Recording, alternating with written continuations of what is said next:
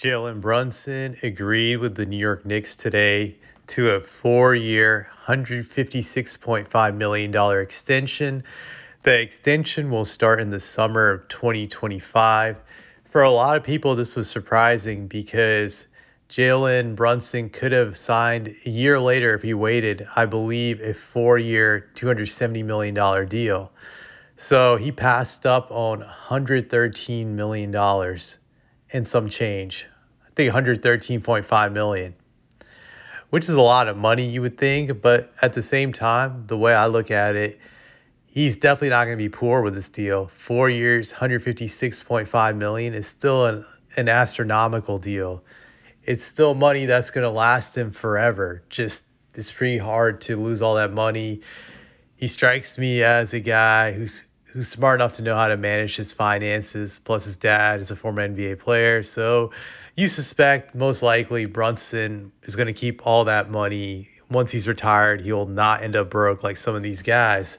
So I think Brunson is going to be fine, obviously. He's definitely not going to be in the poorhouse for taking a significantly less contract than what he could have taken. Now, you have to ask yourself, why would Brunson do this? From what I've been reading, that Brunson did this because he wanted to give the Knicks a chance to be competitive, to keep the core guys they have together for a long period of time. He did this because he just wanted to win. He wants to be on a winning team. He wants to have that stretch where he can be on a contender for several years versus just a few years. I do respect this move. It shows that he's really about winning. He's about competing. He wants to put a good product out there for the fans. And I think he just wants to enjoy playing out there because there's only so much money can do for you that if you make a certain amount of money, you're not going to be any happier even with an increase, because at a certain rate, once you hit that certain limit, you're not going to get happier. I'm not one of those people who says that money doesn't make you happy. That's a lie. You need to have enough money to survive, but once you get past a certain threshold, it doesn't really give you the same pleasure it did when you didn't have it originally. I think Jalen probably realizes this, and that's why he wasn't obsessed with getting the max amount of money. But it just goes back to him just wanting to have fun, get paid, get a respectable amount of money, and win. I think it's hard for players to have it all, to have their cake and eat it too. Kobe Bryant is like one of those guys that was able to do it. He was able to get the max deals and never take a pay cut and win at the same time. But I still think it ended up hurting him at the tail end of his career when he took big contracts and the Lakers couldn't build a team around him when it came to depth for him to be able to win more titles. So it kind of bit him at the tail end of his career towards the start of the 2010s. So I think that way it haunted him. But if you look at other guys, even some of the greats, they took a little bit less, but it allowed them to have great teams. Michael Jordan, for instance, granted, he didn't intentionally take a little bit less, but he signed a contract before the NBA got one of its bigger deals during the early 90s, which he missed out on it by a few years when he signed his contract with the Bulls during the late 80s. But that deal enabled the Bulls to build a dynasty around him. Same with their ability to get Scottie Pippen to sign a deal before the new TV deal during the early 90s that allowed for players to get the first mega million deals available.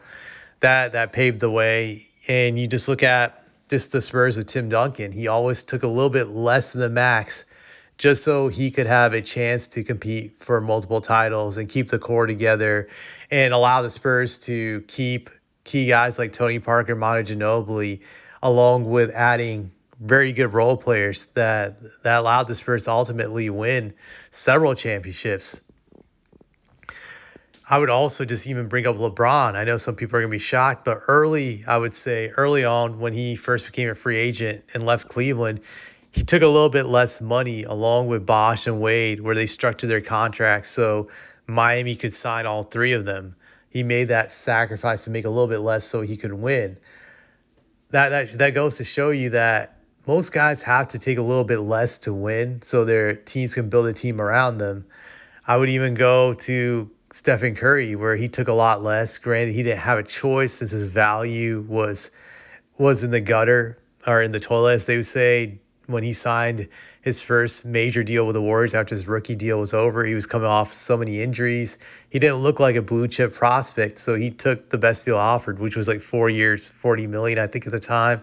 That allowed the Warriors to build a great team around him. It allowed them to get Kevin Durant because Curry was so underpaid that they had the cap space open to steal Kevin Durant through free agency.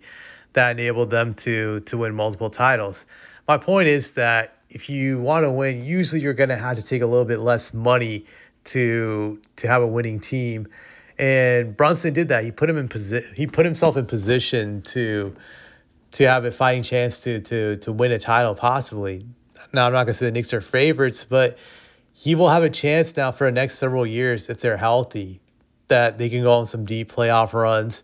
And if they get a little bit of luck, it's possible for them to steal a title. He put himself in that spot, and you got to respect that. Just he's living it up now. He still has a great contract.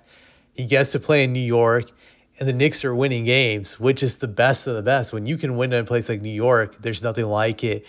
The only thing that could top it really for him now is somehow if he can lead the Knicks to a title, that will just be the icing on the cake, as they would say, or cherry on top of the cake. I forget that phrase, but you know what I'm saying. Just, I think that's the only thing that could top it now. It's the only thing left to do, but props to Jalen for really caring about winning. That just shows a lot to me that he's a winner and he's all about it. So we'll see what happens this upcoming season with the Knicks.